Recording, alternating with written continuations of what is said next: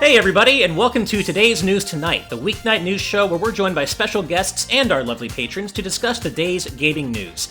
I'm your host, Ash Paulson, and I'm joined by my very good friends and fellow GVG co-founders Steve Bowling and Derrick Bittner, but we don't have a special guest today. And actually, it's not just a special guest we don't have today, it's news. It's been a very slow news day, and so we're going to be doing something a little bit different tonight, and that is we're going to be discussing our predictions for the Game Awards, the various nominees who we think will win various categories, maybe what we think might be announced. So basically, we're just going to chat about the Game Awards in general and save what little news, minor news we do have for tomorrow. So, yeah, and it's just going to be the three of us, and we're going to have a nice casual conversation. How are you guys doing? I'm doing good. I didn't sleep too well last night, so I took a nap, and that's been mostly recovery today. So that's part of the reason we didn't find a guest, but it kind of works out because, again, lack of news. So I appreciate the chat coming up with the idea of like, hey, what are your predictions for the Game Awards? And like, we did not discuss this, and we're going to be live streaming that, our reactions to the Game Awards next Thursday. So that's a week away.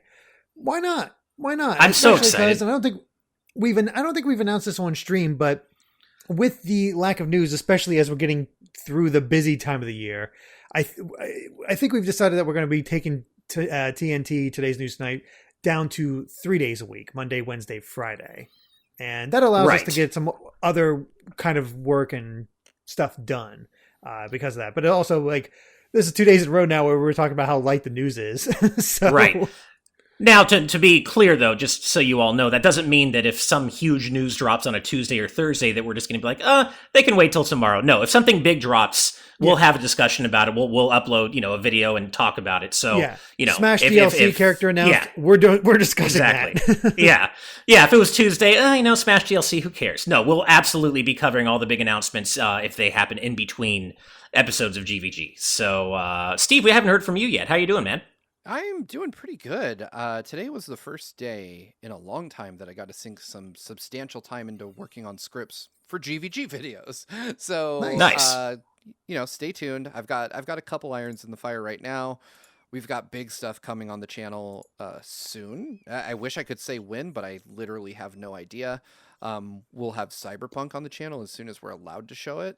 We don't have it, to be clear. Nobody has it. We don't have it. No. Nobody else has it. Right. But we do know we'll be getting it at the same time everyone else gets it. So we'll be showing that off more than likely, since we're literally a week away from it coming out and we still don't have it. It'll probably just be like a day one, assuming they allow it, live stream where we show off whatever they say we can. But for right now, I'm working on two separate videos. One I can talk about. I can talk about both. I'm not bound by an embargo. I just don't want to tease one over the other. But I should have a video coming up on Sackboy soon, which is mostly written, almost ready to go. And then I have a feature I'm working on, more akin to Derrick's Pathos of Ganon feature that he did. Nice. So I'm hoping I can get both those out the door soon. But it was really nice to just sit down and write. Like it feels like it's been a really long time. Yeah. I'm excited. Yeah. Feel good. I finally have been able to get my desk, which I still need to build. But once I build that, I will stop having varying backgrounds and actually have a place where I sit. I won't be sitting on the floor anymore. I'll have my chair properly at my desk, and that's when I can start doing stuff like what's that track? When I actually have a desk set up with everything. That's not the kind of feature I want to do while I'm literally sitting on the floor using a box, like using a moving box as my desk. Exactly. So fortunately, I should have that built hopefully over the weekend, maybe even before the weekend. But it is here. It was delivered to the wrong address. No, but it was delivered to the wrong address, and it consisted of two 75-pound boxes. So let me tell you guys how fun that was to go pick that up and struggle to get it in the car and down 2 flights of stairs and then back up to our new place. Well, that was easy. You just toss it. Just toss it. No big deal. Yeah. So that was fun. But yeah, so I'm really looking forward to being able to pick What's That Track back up. And really the only reason that hasn't moved forward yet is because I just need to have my desk set up, which is going to be happening soon. Yeah. But with that... I was just thinking, like, if we're talking about what we're working on for the channel, I'm Still working on my Hyrule Warriors review. Once I get that done, I think all of us are going to be doing a discussion, just giving our thoughts because we're all so excited for it, or we're excited for it, or enjoy it. We want to talk about it. I guess I'll put it that way. Steve's already beaten it, but as we've mentioned before, but we do want to do that. Yes. And then after that, because of, there might be a little bit of pause there because a certain Fire Emblem game is coming out soon. I want to cover that. Maybe do a review of an old NES game. Who knew? And then after that, there's an ongoing series I've been really excited to get to for a while now that I can finally, like, now that all the big games are out, don't have to worry about as much and can just start working on that. So I'm looking forward to the beginning of an ongoing series. And hopefully... when you said ongoing series, I totally heard She Says his voice all of a sudden, because that's how he opens, I think, all of his videos, like, oh, this is the episode... whatever of an ongoing series where we basically take the camera anywhere we want and find secrets and discoveries to some of our favorite games. I think that's what it is. Oh yeah, I've clearly watched enough Boundary Break too. Yeah, exactly. The cadence right too. Yeah, I know, right? I should do a She Says impression sometime. New feature: Ash does YouTuber impressions. Nice. Well, I guess with that said, we do have quite a few categories to get through for the Game Awards, in terms of guessing who we think is going to win every category. But we're going to start at the bottom. We are going to skip the esports categories because none of us are into esports enough. I mean, I'm into fighting games and I watch like Evo and Smash tournaments and stuff, but that's not covered here in esports. So none of us know enough about esports or the personalities to really have anything to say about those. So if you want to follow along with us, we are going to be starting from the bottom on the Game Awards website, starting with Best Debut Game. For the Best Debut Game created by a new independent studio. And the nominees here are Carrion, Mortal Shell, Raji and Ancient Epic, Roki, and Phasmophobia. I have mostly heard about Phasmophobia. I keep hearing about it. People seem to love this game. So just based on word of mouth and cultural osmosis, I guess, I'm going to guess Phasmophobia is going to take this. I've only heard of 3 of these games. I've not heard of Mortal Shell or Roki. I haven't either. Roki seems familiar, but it's just not clicking with me what it actually is. Same, yeah. Raji I played and enjoyed. I don't know if it's good enough to do that, but the setting and the culture behind it is what really sets Raji apart, since it's an Indian developer making an Indian-based tale, and you're learning about the gods and the history and all that. Platforming is a little stiff. It kind of reminds me a bit of like a 3D version of the classic Prince of Persia, where it's a little like you got to get things set up quite right. Still, I enjoyed it, and I heard people loved Carrion. It's basically The Thing, where you play the thing, and people just really enjoyed that one. Phasmophobia is weird to go for, though, because it's still in early access. It's not the full release yet. So sure, that's true. That changes. In my opinion, that one, I don't know if I'd choose an early access game for that sort of thing. So of these, I'm actually going to predict Carrion. All right. Carrion I've heard a lot about, too. Yeah. I'm with Ash on this one. I think Phasmophobia is going to take it just because of the amount of mentions I see of that game. Like... And this is, people can sign in to vote for these. I don't know. I would be surprised if Phasmophobia didn't take it, because I think if you presented this list to your average person, like your lay person, as it were, they wouldn't know most of these games. Like, I think Carrion is super cool. I've played it, but I just don't see it. Like, it kind of faded from memory very quickly after its moment passed. Whereas, and I don't know how recent Phasmophobia is. I have no idea, because most of these games I've not played. But it feels like a month. Yeah, people are going to hate me because I said it about Hades, but recency bias is absolutely a thing, especially with the Game Awards. There's a reason that the big awards movies all come out in December. Yeah, exactly. So I think just time and place are going to help Phasmophobia take that award. Yeah, I agree. Okay, well, moving on to another category we probably won't have too much to say about, at least I won't personally, but that is Content Creator of the Year, for a streamer or content creator who has made an important and positive impact on the community in 2020. And our nominees are Good Vibes Gaming. No, I'm kidding. But maybe next year. No, I know, right? I mean, yeah. The thing is, John brought this up on Twitter, and I kind of agree. Like, it's weird, really weird that Scott isn't on here. Yeah. Yeah, it is. Nothing against any of these folks at all, but it's, you'd think Scott with how he exploded. Well, and I know he's been doing a lot of positive charity work too. Yeah. I don't think so. I think that this I don't know how these folks get nominated. That's the first thing I want to say. Yeah, I don't know either. And I know that it's by a committee. I know that like some of our friends, like Kat from US Gamers, on that committee, because I know that because she publicly mentioned that she tried to nominate Khalif Jenkins from Spawn on Me for this. Okay. And it, so I assume there's like a plurality of votes or whatever that goes into who even makes this list.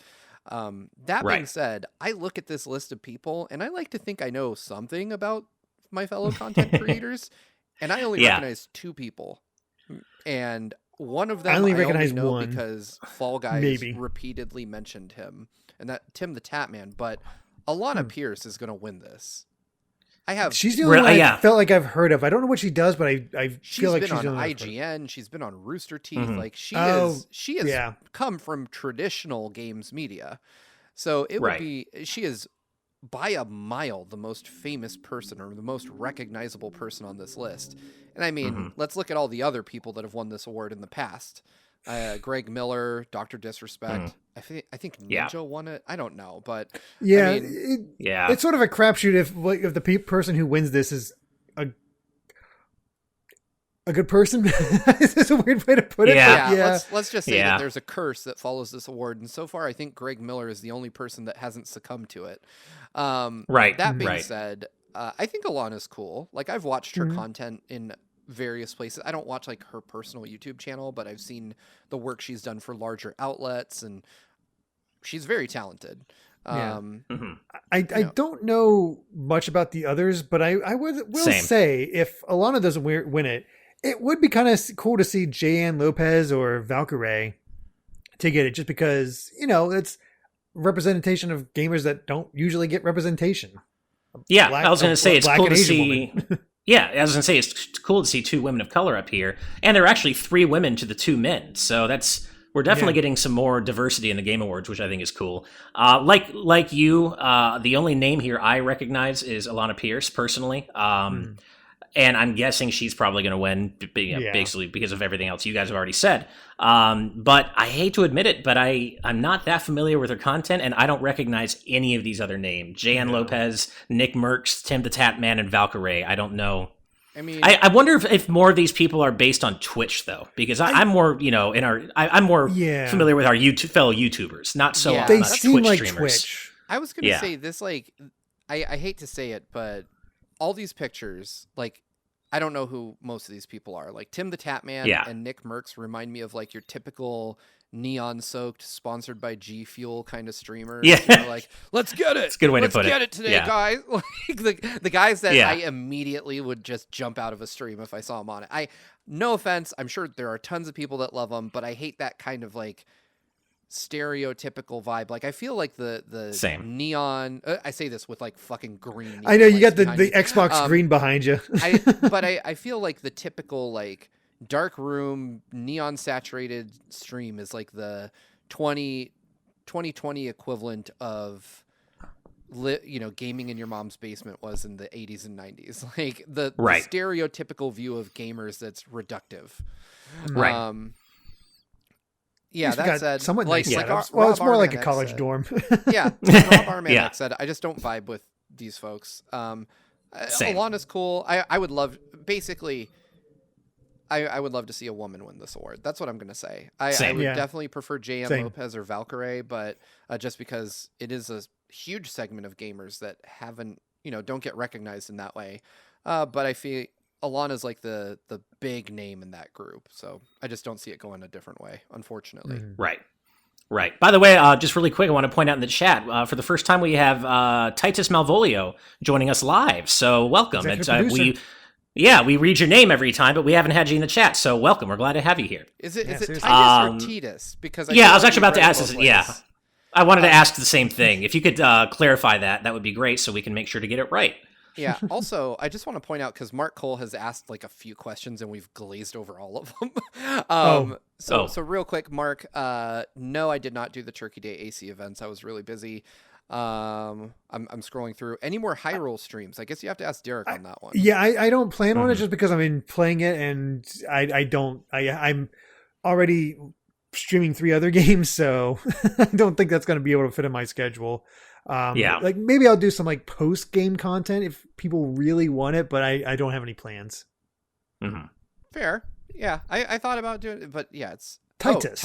Titus. Okay, I feel Titus we were Malvolio. at one point saying Titus, and then we switched it because probably Final Fantasy X.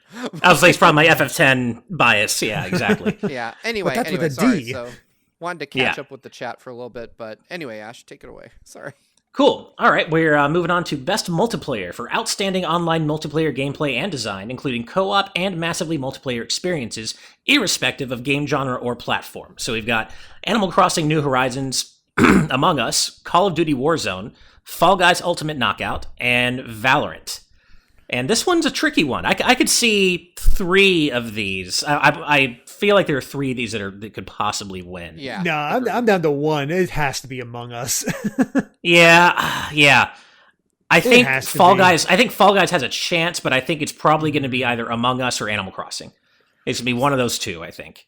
Yeah, I'm thinking. I didn't think Among Us initially, but I didn't realize. So here's like a little anecdote. I took my kids out to go get boba the other day, and I was at like my usual spot where they, it's just a cute little like Asian boba spot where they serve like pastries and stuff like that too.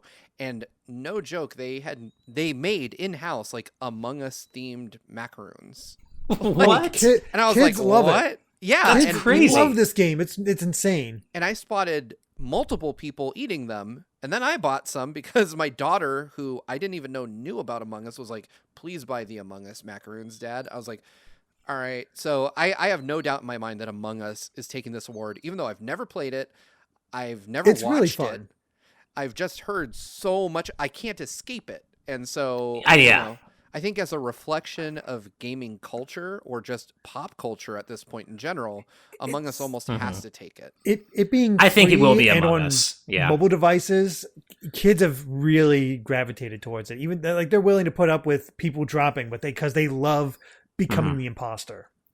I feel like I'm so ridiculous about it though, because I've mentioned this before. I don't like Among Us at all. It's just not my kind of game. It bores the shit out of me.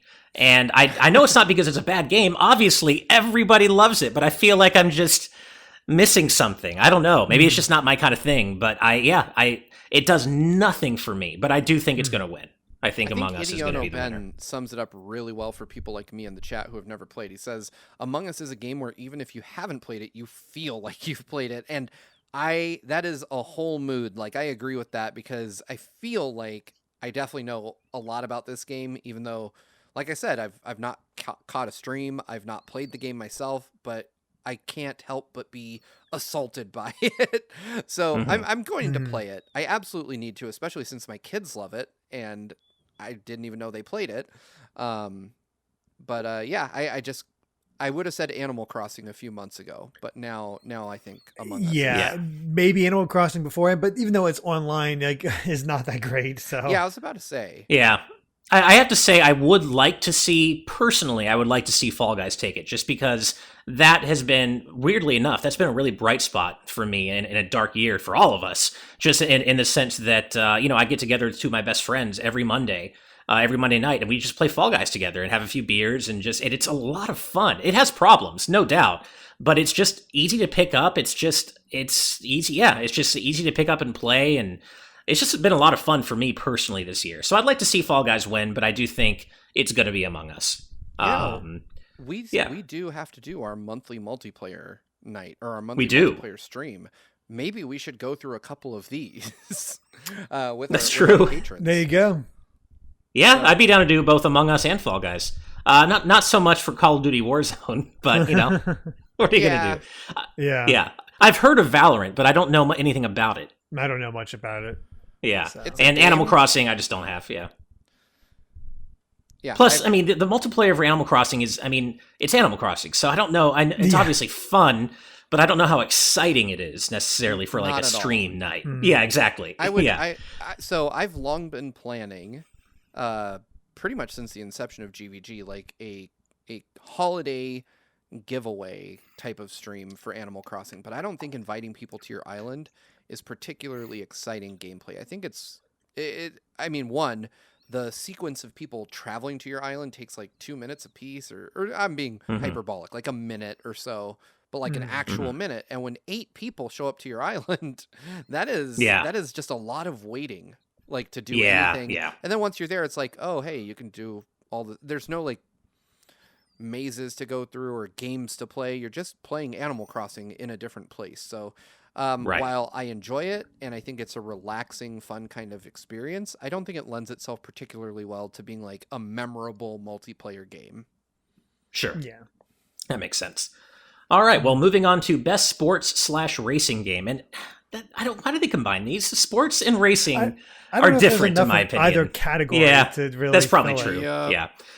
For the best traditional and non-traditional sports and racing game. And our nominees are Dirt 5, F1 2020, FIFA 21, NBA 2K21, and Tony Hawk's Pro Skater 1 and 2. And I have very little to say about any of these. I play racing games, but I play like arcade racers, and there are none here, really. So yeah, I have Dirt 5, and it is I'm just gonna out and out say I don't like it. I think it's fair enough. I get bad vibes off that game. I have NBA 2K21 also, because when you get a review console, they just send you stuff. And it's installed. I'll say that much about it. Tony Hawk's Pro Skater 1 and 2, I think is so here's I think you got same. a 50-50 shot at Tony Hawk or FIFA. Because FIFA is just a juggernaut of a franchise, outside of America, it's ridiculous. But Tony Hawk has been like in the lexicon for a while of gaming. I was going to say, and especially the first 2 games, and especially with this remake being considered extremely good. Yeah. I mean, I was not into skateboarding culture at all, and I picked up Tony Hawk's Pro Skater 2. So as a kid, it's one of those games that can capture that again. I get it. I didn't pick it up myself, just didn't have the time. But I'm seeing our chat just explode with, it's going to be Tony Hawk. Yeah. Yeah, so I think it is. I agree. It's going to be Tony Hawk. Yeah, I talked to Neil from Nintendo World Report because he reviewed it. I got him a code for it. And nice. He reviewed it over on GX, and I helped him get the game so that he could review it. And I asked him what his opinions were when he was working on it. And he's like, wow, it's incredible. And I missed the Tony Hawk, like, train or whatever you want to call it. Same. Like, back in the day, I was like, I just didn't find them to be impressive games. I didn't understand why everyone was so in love with them, but there is no denying that Tony Hawk's Pro Skater was kind of like a cultural touchstone for a lot of people. Like, it was a huge definitive game. Like, I remember being like a salty fanboy when I was a kid because EGM rated Tony Hawk's Pro Skater 2 higher than Super Mario 64. And I was like, wow, I kind of remember that now. Guys. I was like, what is wrong with you? I was like, really? That's skateboard game is better than Mario 64? You idiots. Like, all the toxic fanboy garbage that I hate now. But at least I didn't like post it on a forum or write them a letter. But I mean, I thought all the bad things. And but none of these games, like sports games by nature, are crazy fleeting, right? Like, you go to any used game store, and what is the most common and also cheapest used game you can find? Like, last year's sports title. Right. Yeah. Right. So I don't know. I think to me it's Michael just, phone in the chat. It is better than Mario 64. Fighting words right there. It might have actually held up better just because on a technical sense, and like, Mario 64 has its issues. Yeah, I mean... Yeah, but it also was a pioneering game. It created a genre unto itself. Here's the thing, essentially. Though, as culturally important does not always equate to better, right? True. Like, Mario 64 definitely has the stronger legacy and is more important to the history of gaming than any Tony Hawk game. But, I mean, better is subjective, right? Like, what I think is great, I like Shenmue 3. Like, let's just put that. I Yeah. like Shenmue 3, There you go. and everyone We can't is gonna account tell for me your that's taste at trash. all. Yeah, exactly. So, it's. I mean, it's still. Oh, and to be fair, Michael Phone also says he didn't play Mario 64 until 2010. Which Yeah, makes and a when huge you didn't difference. grow That's up with totally it, fair. Yeah, Yeah. Yeah, I think a big part of why a lot of older folks like me love Mario 64 the way we do is that we remember having a Super Nintendo and Mario 64 being the next thing and being like, Welcome I to remember the- nostalgia bias. I remember the day I got my N64 and I first played Mario 64, and I was just, I'll never forget it. I didn't have an N64, but I remember the mall kiosks where you had to play Super Mario 64 and Ocarina of Time, and I would just play them and be like, this is crazy. I was 14, I want to say, and I imported one with money I saved over the summer. So That's I bought awesome. a Japanese N64 for like $300, and I bought Mario for $100. And Oh my god! I remember like trying to figure out, because if you had like the Super NES, they shipped with RF. What were they even called? RF modulators, RF. Oh my god! what were RF they called? adapters. RF adapters. Oh, okay, yeah. And it was like, if you don't know, because I know there's a lot of young people in the audience tonight, an RF adapter like hooked into a coaxial cable, so you had to like screw it into your TV, and there was a special channel you had to set your TV to play your games, right? And the N64 was the first console I ever got that shipped with your typical like red, white, yellow RCA cables, and I was confounded. I was like, "What the hell are these?" And where? How do I plug it in? I tore my dad's TV apart, like looking for. no. I was like just unhooking stuff, and Really? and I figured it out. But when I finally got it, I was like, "Oh, this was so worth the trouble I'm gonna get into." Like, my dad came home. I was playing Mario 64. He's like, "What is that? And why is my receiver no longer working? Go to your room." It's funny, as a quick aside, Steve, you and I recently, I just purchased the same TV you have, an LG C10 4K TV, and it's an awesome TV. But one thing I noticed, there's no component out. There's only composite out. Right. Why? I want to hook my Wii up with component cables like I always do. LG sells, I think, a dongle that you can hook up. Okay. But, so I know like the older TVs, because I have a 2016 model downstairs. The older TVs came with it, like so that you could hook up to component. And I think the newer TVs you have to buy it now because they're like okay. At least there's an option for it. It's just so weird that it wouldn't just be built into it. Yeah, but at least there's composite. I also have to give you a quick tutorial on how to make the Switch work properly on that TV, because there is a trick, and I saw one of our patrons mentioned that they were having trouble in the chat too. LG doesn't scan the Switch's signal correctly, so there's like a bit of overscan, but we'll get into that. That's okay. Same thing happened with my last TV too. Good to know. Yeah. All right. Well, back to the Game Awards. Our next category is Best Sim/Strategy Game. Best game focused on real-time or turn-based simulation or strategy gameplay, irrespective of platform. And we've got Crusader Kings 3, Desperados 3, Gears Tactics, Microsoft Flight Simulator, and XCOM Chimera Squad. And I'm just going to come out right out and say it. I don't play this genre, but I think it's going to be Microsoft Flight Simulator. That game is so freaking impressive to me as someone who doesn't play it. And people keep talking about it. It's like such a technical showcase. I would be shocked if it wasn't Flight Simulator. I do play strategy games, and I've not touched any of these. I didn't even realize a new XCOM game did come out this year. So there's that. I don't think I ever heard about Gears Tactics, and I don't pay. I've heard of Desperados 3, but I just didn't pay attention to any of these. But Flight Simulator definitely seems like the one to watch, just because it does seem extremely impressive and just sort of the standout of this group. Yeah, I agree with that. I basically had no interest in any of these until John started posting his clips from Flight Simulator, and I was like, okay, I need to look at that. And I downloaded it on my PC and I played it a little, but ultimately none of these are my type of game. Yeah, right. Oh, I would not enjoy playing Flight Simulator. I just know people enjoy it. Are into it. Yeah, I don't take excitement out of flying a plane. Like, yeah, it's cool that you can see that stuff. That's the novelty of it, but yeah, it's all right. I think I agree with you guys. This is a slam dunk for Flight Simulator, though. Yeah. All right. According to Michael Phone, Crusader Kings 3 has over a 90 on Metacritic. So I guess based on that, probably between Crusader Kings and Flight Simulator. But keep in mind, last year Fire Emblem Three Houses was up for nomination in this category, and I believe it didn't win, which is Bull. Yeah. Well, speaking of Bull, this category has a nomination that I feel is severely underrepresented in the awards. This is Best Family Title for the best game appropriate for family play, irrespective of genre or platform. So we've got Animal Crossing New Horizons, Crash Bandicoot 4 It's About Time, Fall Guys Ultimate Knockout, Mario Kart Live Home Circuit, Minecraft Dungeons, and the aforementioned game, Paper Mario The Origami King, which is so being slept on by everybody. How's that a family game? It should be best RPG or action game. Yeah. Maybe best action game. It's not as much of an RPG. Place here. This is it's more adventure down to the art style. Yeah, it's here because it's because Nintendo. That's why it's in family. It's Mario. It's family friendly, and I guess they just didn't think it had the chops to compete with other action or adventure games. That for all the shiny new consoles and HD stuff, or 4K stuff, but.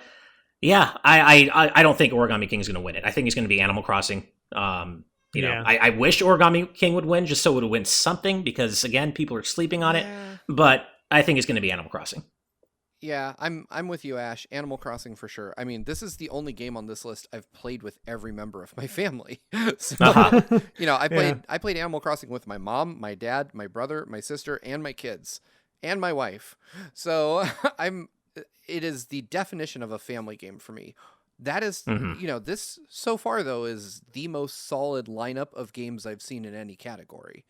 I mean, these are all really good games that I would consider fun to play. Except for maybe Minecraft Dungeons. I've played it a little bit. It's the only one I haven't sunk a lot of time I hear it's into. fine, but maybe a little forgettable. Yeah. We'll get to this, but someone, let's see, in the chat, it was, let's see, Luxiel says Origami King deserves best music. How is Origami King not in the best music category? We'll get to that, but it drives me crazy because that soundtrack's incredible. But moving on, best fighting game for the best game design primarily around head-to-head combat. We've got Grand Blue Fantasy Versus, Mortal Kombat 11 Ultimate, Street Fighter V Champion Edition, One Punch Man, a hero nobody knows, and, okay, here we go, Under Night In Birth EXE, late bracket CLR. How do you even say that? A Kingdom Hearts fan has no right to laugh at a name. Wasn't the fair enough. In Birth Fair enough. In Exile last year or VG? What does CLR even mean? I don't know. Why is it in brackets? But you make a good point, Steve. I can't make fun of it if I'm a Kingdom Hearts fan. That's a good point. Yeah. So I've played most of these games, which is weird. Same. But, yeah. So the only one I haven't played is the Under Night game, but that sounds to me like it's related to the Fates series, which I really like. I think so. Yeah. It's definitely an anime fighter. Yeah. Yeah. I just think it's related to Fate Stay Night somehow. Is it okay? If I can see that. It does. Yeah. I'm guessing though. It just that is a complete guess, but it is it's Axis, not Arc System. I don't know. This game. It's both. It's Arc System Works and Axis. Arc System Works and Axis. Well, Arc System Works makes really good fighting games. I mean, Guilty Gear. I mean, they also made Grand Blue Fantasy, and the new Guilty Gear is coming from them. So yeah. So what I was gonna say on this is, I think that Mortal Kombat's going to take it. I mean, it's just the most recognizable game on the list.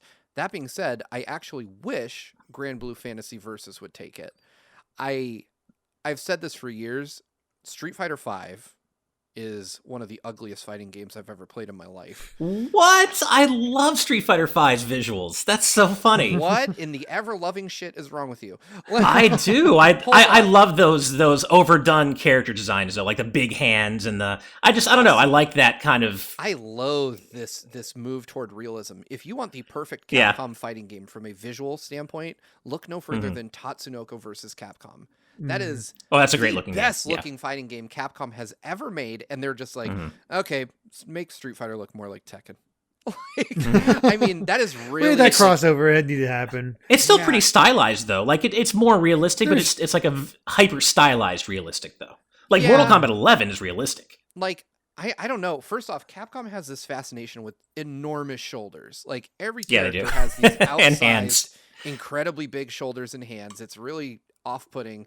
and Ryu just starts to look more and more like a leather handbag in every game. Like, I don't even know what I'm looking at in this key art they have for the nomination, but I'm like, this looks like bad box art from like the 80s and 90s to me. I just want them to go back to a friggin' like anime or 2D looking art style like that. And that's a big part of why I like Grand Blue so much. Like, Grand Blue in motion looks like the old Final Fantasy Tactics art from the PS1 game, yeah, which I just love. Grand Blue are the guys who make that Nintendo mobile game that came out that's based around Dragalia Lost. Dragalia Lost. Yeah, it's based on another mobile game made by the same company that blew up. We never got it translated, I believe. Some side games at Tiono Ben. And I know it got a lot of attention and I think did pretty well. And it does have a very striking art style. And I think I'd put that one out to win. I don't know if it actually will. I think Mortal Kombat 11 has the best chance, but it's the one I hope wins because in both Street Fighter and Mortal Kombat's case, they're re-releases. Right. I also think Mortal Kombat 11 Ultimate's going to take this. I would be surprised if it didn't, but I'm going to break from you two and say, as someone who loves watching competitive fighting games, I find Street Fighter V to be much more interesting to watch in a technical perspective than Mortal Kombat. And I've never watched Grand Blue Fantasy. One Punch Man is cool, but I don't know if it's got the chops. I mean, I think they were just limited on fighting game options. Yeah. So I want to see Street Fighter V take it just as a Street Fighter fan personally, but Mortal Kombat also is deserving, and I think Mortal Kombat's going to take it. That's an interesting perspective because I am a huge Street Fighter fan, but going from 4 to 5 felt like such a downgrade. Like I've heard other people say that. Yeah, the meta in 4 is so much better. Like I love watching people play Super Street Fighter 4 or Street Fighter 4 Arcade Edition to this day, and I can't even watch people play 5. Like I don't really enjoy it that much. That's so interesting. Yeah, I mean, I don't think that there's a better technical fighter on the list per se. I'm not good enough at Grand Blue to really say, and I don't think Mortal Kombat has ever been like a game that is nearly as accessible on a deep level as Street Fighter. But I don't know. Everything about Street Fighter V since the beginning has rubbed me the wrong way. I'm ready. Hey, for it's civics. Fair. Yeah. All right. Well, with that said, moving on to Best RPG. For the best game design with rich player character customization and progression, including massively multiplayer experiences. And our nominees are Final Fantasy VII Remake, Genshin Impact, Persona 5 Royal, Wasteland 3, and Yakuza Like a Dragon. Oof, this is oof. This is hard. This is hard. I'm actually kind of I have not played I didn't really play Genshin Impact. Amy tried it a little bit, and it looks pretty. I don't know if I'd consider it an RPG. It was more of an adventure game from what I saw of it. I could be wrong. It's as much an RPG as Breath of the Wild, I guess, right? Yeah. It's based on that. I did not like Genshin Impact at all, and I tried it. Going through, I don't know much about Wasteland 3. I hear it's good. Persona 5 Royal, I like it, but again, it's the same sort of thing. It's an updated version where it definitely improves a lot. This is the better version to play. To be sure. But for me, it is definitely between Final Fantasy VII and Yakuza. And I haven't even played Yakuza. I am just going off the sheer word of mouth of Yakuza. So same, and I want to play Yakuza so badly. Oh, go ahead. I'm in the same position as you, Derek, but I've played both. So I've beat Final Fantasy VII, obviously, and I have played like a good chunk of Yakuza at this point. And I have to say, I still have to give it to Final Fantasy VII. And when I played Final Fantasy VII and that battle theme kicked in for the first time, I remember feeling the hair on the back of my neck stand up. Same. And I remember feeling like just goosebumps. And Yakuza just unfortunately hasn't delivered that moment for me. And I don't think it will because so few games can.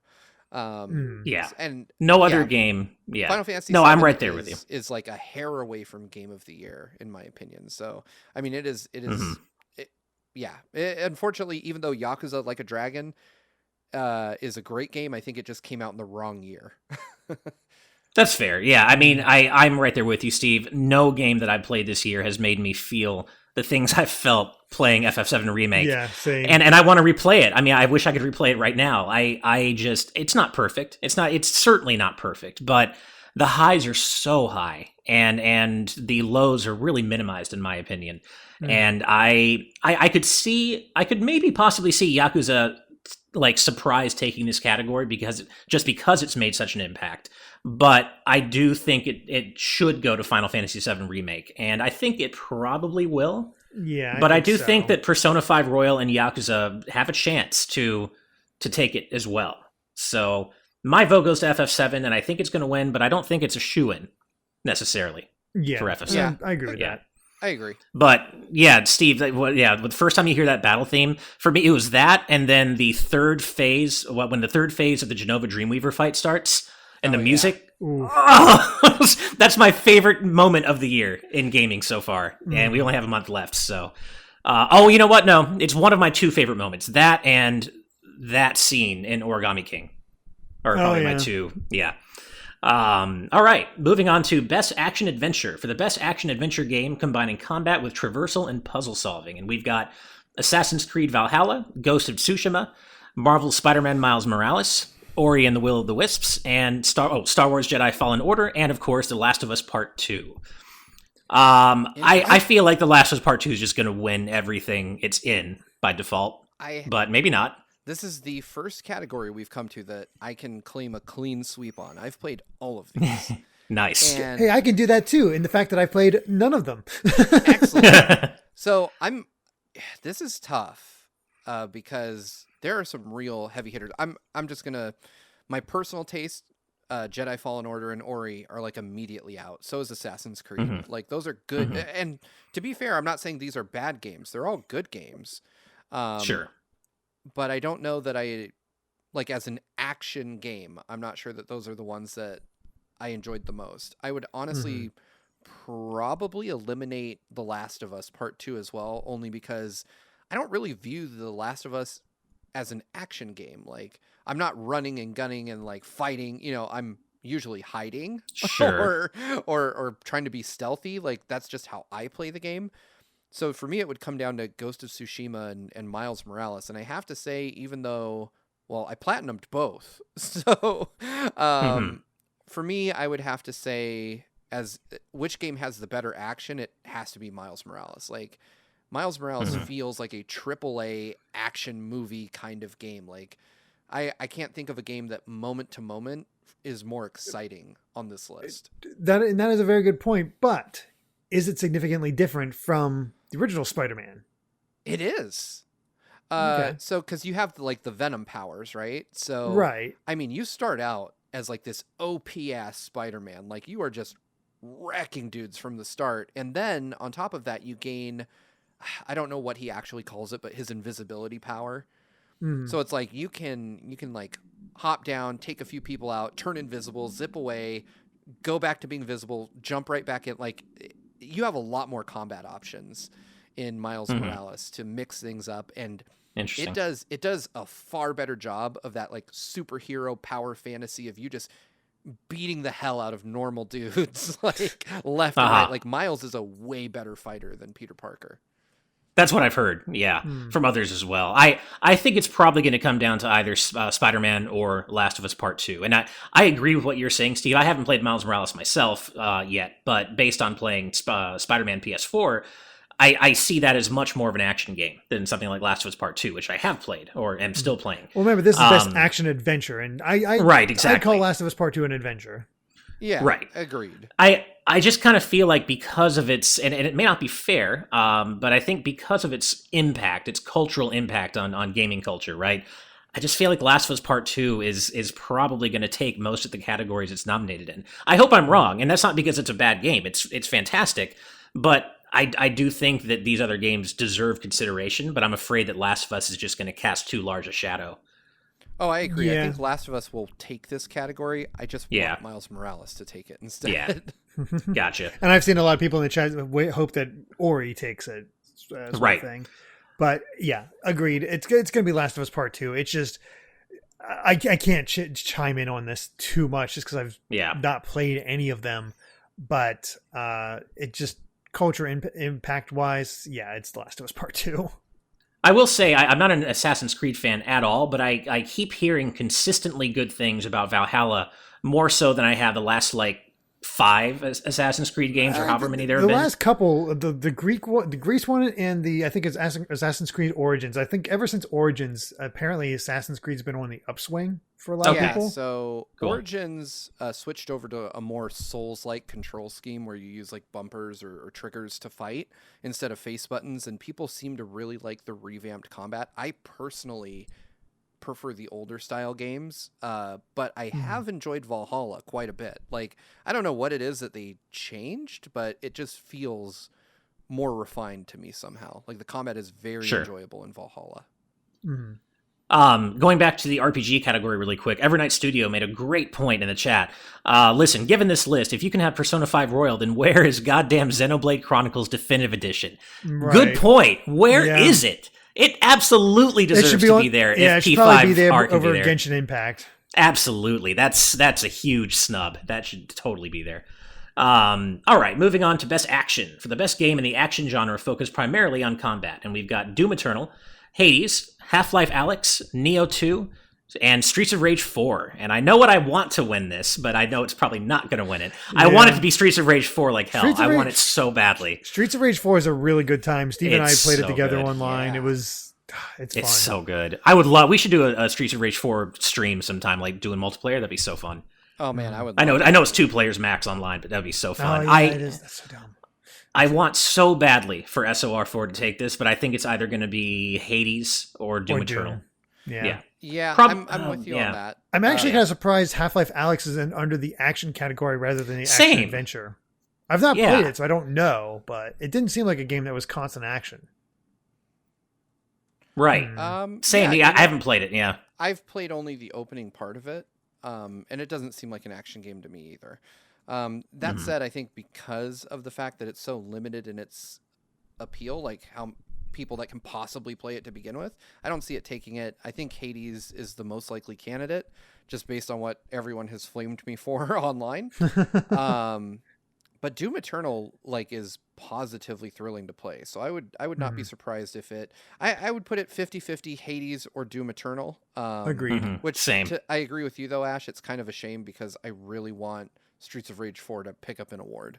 Me too. At least it got so a nomination. badly. I did not expect it to get nominated, so that's a nice little bonus. But the fact that it also, not along with Origami King, got snubbed out of the music category. Streets of Rage 4 should absolutely be in that category. But I have not looked at these too closely, so I'm curious what's in the music categories, what we could swap out. If I had to make a prediction, though, I've not played Doom Eternal, but damn, I'm looking forward to playing more Hades. So yeah, I'm gonna have to give it to Hades. All right, well. Moving on to innovation in accessibility, which I love that this is a new category.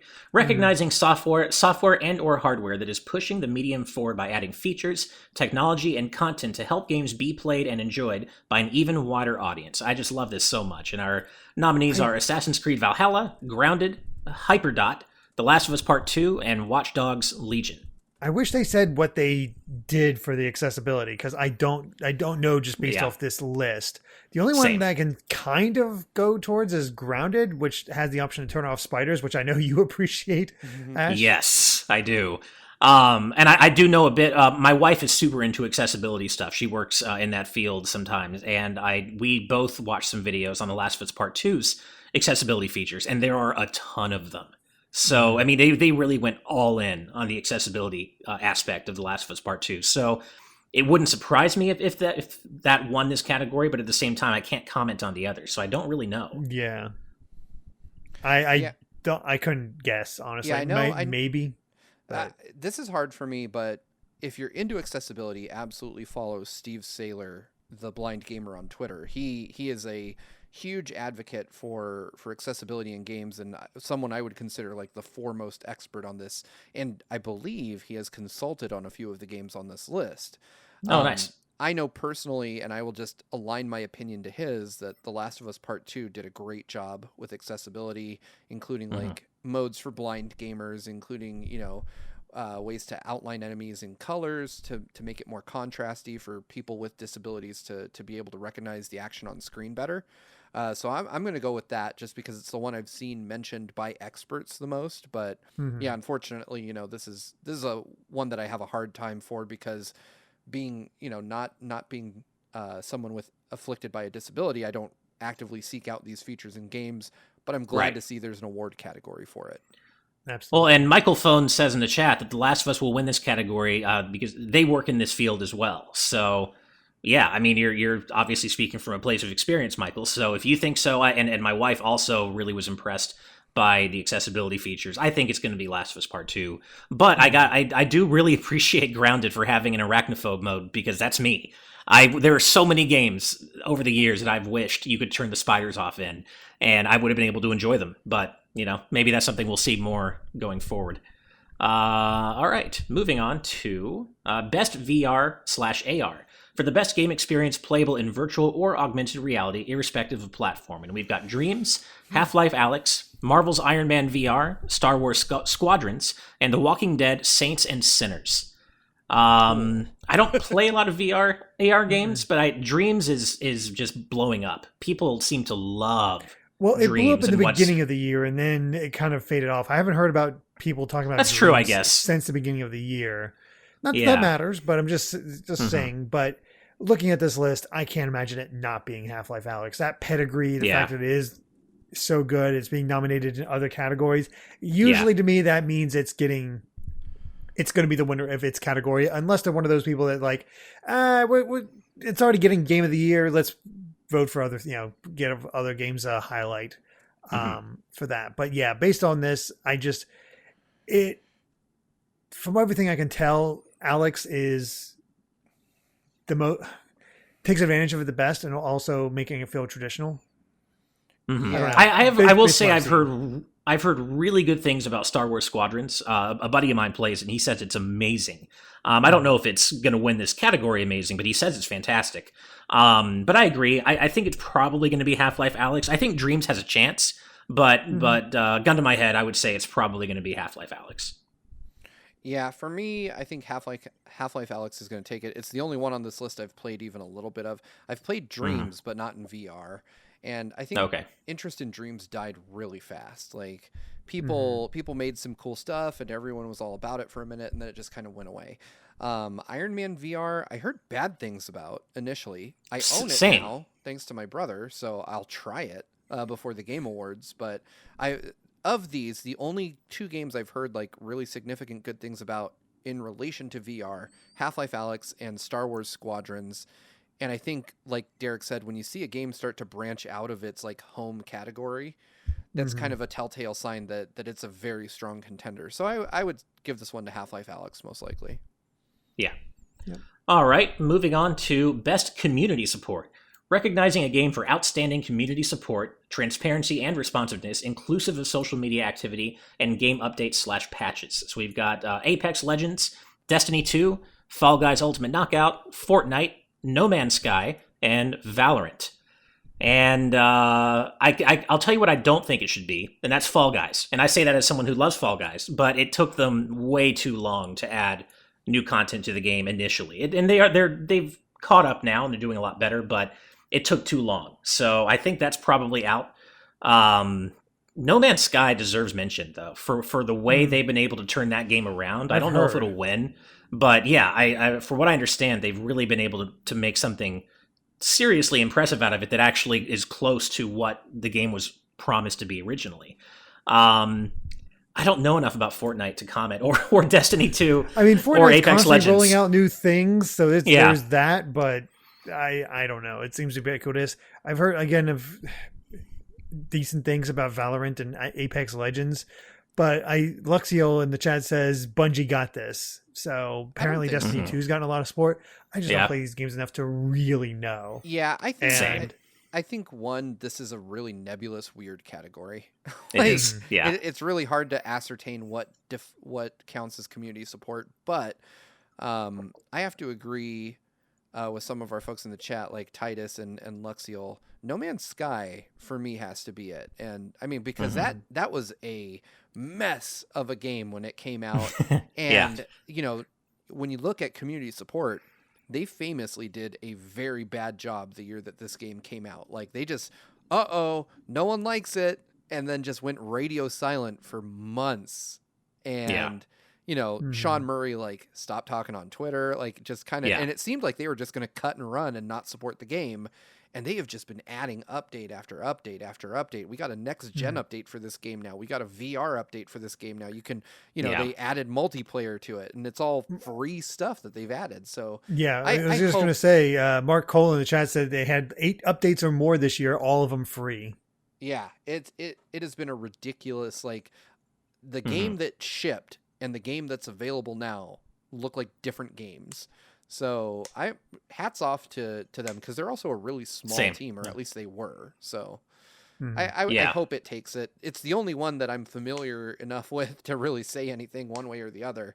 I mean, I've played Fall Guys, I've played Destiny, I've played Fortnite, but I haven't played them in years now. Or Fall Guys I haven't played in months. But yeah, so and I haven't played No Man's Sky in a while, but the fact that all the updates they're pushing out have bubbled up in my Twitter feed and stuff tells me that they're doing something right. So, I'll throw my support behind them. Yeah, I don't know who to predict really. I mean, I hope it goes to No Man's Sky, but I guess if I had to make a prediction, I guess either No Man's Sky or I kind of wonder if Fortnite will just take it by virtue of just being Fortnite. I don't know. You know, I just feel like it's the popular choice, right? So I feel like Fortnite at least has a chance, even though I don't follow it. Oh yeah. And of course Destiny 2. Destiny 2 is always there, and I don't play Destiny, but I know it had some missteps and it had some problems out of the gate, but as I understand it, they've largely course corrected. So yeah, I guess I'm torn between Destiny 2 and No Man's Sky. But I'm going to throw my support behind No Man's Sky. That's my prediction. Let's just go with that. All right. Best mobile game. For the best game playable on a mobile... Oh, go ahead. I was going to say, by the way, this should probably be our last one because we're approaching an hour and there's still a lot of categories to get through. So we're going to have to just pick this up another time when there's not a lot of news and just cover the rest. Jump to best... Or how about we spend the rest of the time talking about potential reveals? Oh, yeah, we could leave off with best mobile and talk about that. I mean, we don't have a lot of time left, but yeah. So whatever you guys want to do. We could do this. It could be part 1 of our, Yeah, I think that's fine. Part 1 is fine. So let's wrap here and then we can maybe figure the rest out on another slow news day, which I have a feeling there will be more of. Yep. So okay, we'll end on best mobile game then, and then next time we'll start with best indie. All right, cool. So best mobile game. For the best game playable on a mobile device. No, I mean, and that is I think pick up next time with best mobile game is what we're talking about. Gotcha. We're already at 57 minutes, Ash. We're running out of time. Fair enough. Well, we don't always have a hard stop at an hour, but I'm totally we don't. Cool with but that's sort of the. Trust me, these things take a while to render. Yeah, that's true. Okay, well then, anything else? Oh, so you said, Steve, you wanted to chat about possible reveals.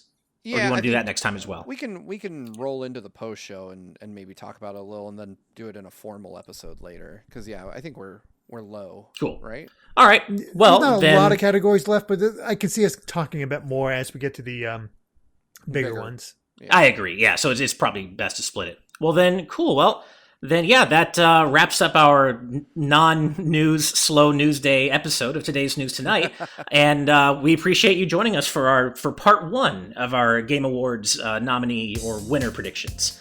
So before we wrap up, of course, we have to give special thanks to all of our patrons at the producer tier for helping to make this show happen, because it would not be happening without every single one of you at every tier. But we also have to give a massive thank you to our patrons at the executive producer tiers and above. And those awesome people are Rob Arman X, Dan Entwistle, Z Patty, Adam O'Sullivan, Floating Mew, Christopher, The D-Pad, Vesmio, OnStar, Kieran Phillips, Benny Yao, Mama Bowling, aka Rosa Bowling, Geller, Shiny Turkey, Titus Malvolio, Jake Pelka, Michael Phone, Mitchell Herring, Jay Acosta, Game Explain, Charles Saz, Andrew Medeiros, and Jonathan Belmer. And if you'd like to hear your name, if you're watching this and you'd like to hear your name read out at the end of Today's News Tonight, remember that you can become a patron over at patreon.com/gvgaming, where you can watch Today's News Tonight live for as little as $5 a month. Although the executive producer tier, of course, is a little bit more than that. But yeah, head over there and see what tiers make sense to you. But even if you don't support us on Patreon, we appreciate you either way. We appreciate your support and just being here with us, regardless of whether you support us on Patreon or not. So, as always, thank you all so much for watching, and if you enjoyed this video, be sure to subscribe to Good Vibes Gaming for more good times like these. Until next time, guys, good night and good vibes. Bye, everyone.